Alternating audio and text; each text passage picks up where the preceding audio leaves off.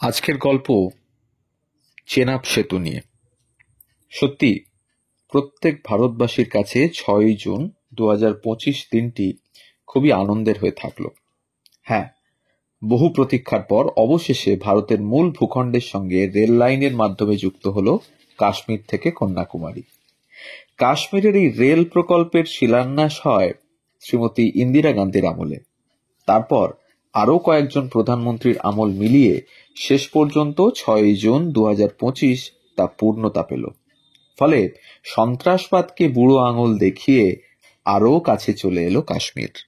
বলাই বাহুল্য যে এই চেনাব বা চন্দ্রভাগা সেতু আগামী দিনে কাশ্মীরের পর্যটন ও অর্থনীতিকে সুদৃঢ় করতে সাহায্য করবে। অনেকে শুনলে অবাক হলেও বলতে বাধা নেই, বিশ্বের সবচেয়ে উঁচু আর্চ আকৃতির সেতু হলো এই চেনাব সেতু। লোকে আইফেল টাওয়ার দেখতে বিদেশে যান, কিন্তু এই সেতু তার থেকেও উঁচু। ইতিহাস ঘাঁটলে দেখা যায় 1884-তে জম্মু কাশ্মীরের রাজা প্রতাপ সিংহ মূল ভূখণ্ডের সঙ্গে রেল যোগাযোগ চেয়ে চিঠি দেন ব্রিটিশ সরকারকে। সেই চিঠির প্রেক্ষিতে প্রায় 100 বছর পরে 1983 সালে তৎকালীন প্রধানমন্ত্রী শ্রীমতী ইন্দিরা গান্ধী জম্মু উধমপুর রেল প্রকল্পে শিলান্যাস করেন।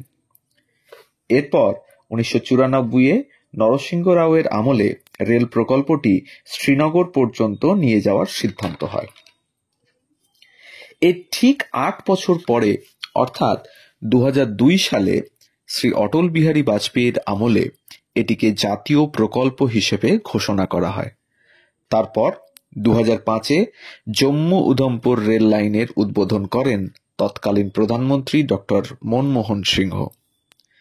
এরপর শ্রীমতী মমতা বন্দ্যোপাধ্যায়ের রেলমন্ত্রী থাকাকালীন অনন্তনাগ কাজিগুন্দ অংশের উদ্বোধন হয় এবং 2013 সালে পরবর্তী কাজিগুন্দ বানিহাল অংশের উদ্বোধন হয়। 2022 সালে সম্পূর্ণ হয় এই চেনাব ব্রিজ বা চন্দ্রভাগা সেতুর কাজ।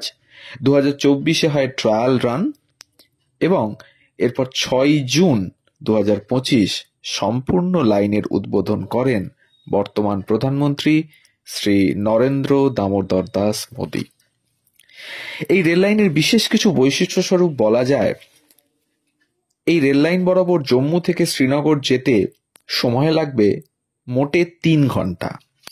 লাইনের মোট দৈর্ঘ্য 272 কিলোমিটার, তার মধ্যে সুড়ঙ্গ থাকছে 36টি।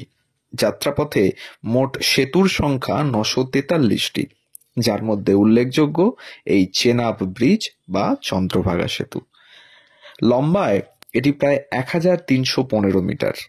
নদীখাত থেকে 359 মিটার উঁচু, যা আইফেল টাওয়ারের থেকেও 35 মিটার বেশি।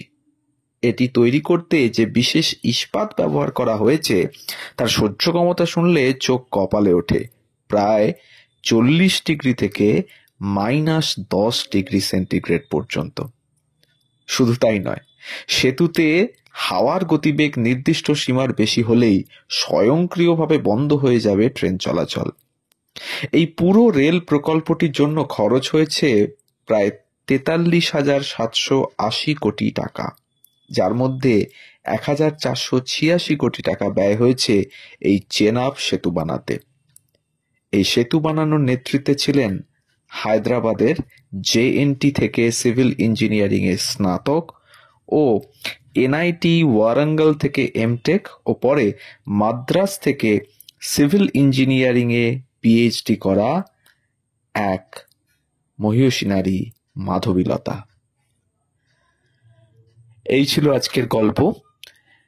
আমাদের এই ধরনের গল্প যদি আপনারা পছন্দ করেন তাহলে অবশ্যই আমাদের চ্যানেলটি গল্প হলেও সত্যি একে সাবস্ক্রাইব করুন, শেয়ার করুন, কমেন্টের মাধ্যমে জানান কেমন লাগছে। সবাই ভালো থাকুন। ধন্যবাদ।